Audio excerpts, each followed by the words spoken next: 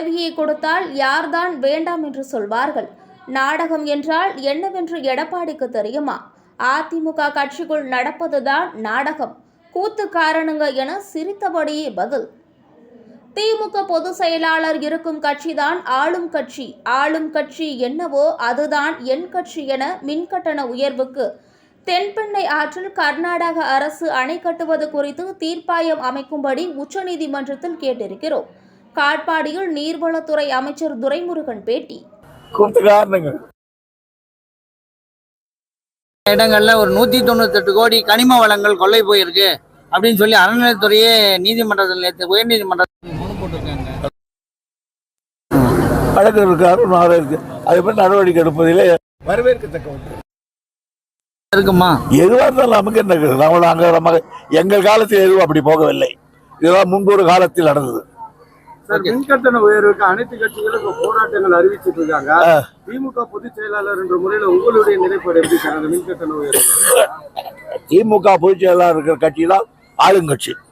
ஆளுங்கட்சி என்னவோ அதுதான் என் கட்சி. சார், தென்பெண்ணை ஆற்றுக்கு நதிநீர் ஆணையம் கேட்டிருந்தோம். ஆனா அவங்க நீர் உரிமை குழு தான் அமைச்சிருக்காங்க. இப்ப தமிழ்நாடு அரசு அதை பத்தி என்ன பண்ண போகுது?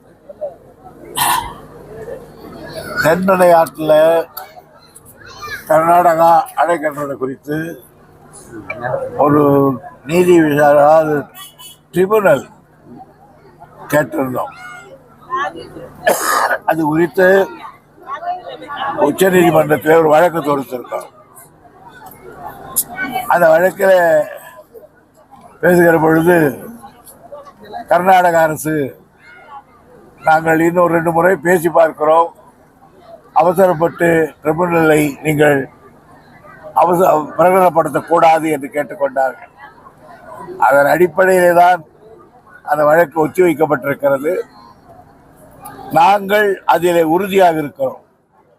காரணம், பேச்சுவார்த்தை மூலம் பிரச்சனைகளை தீர்ப்பது நல்ல திட்டம்தான்.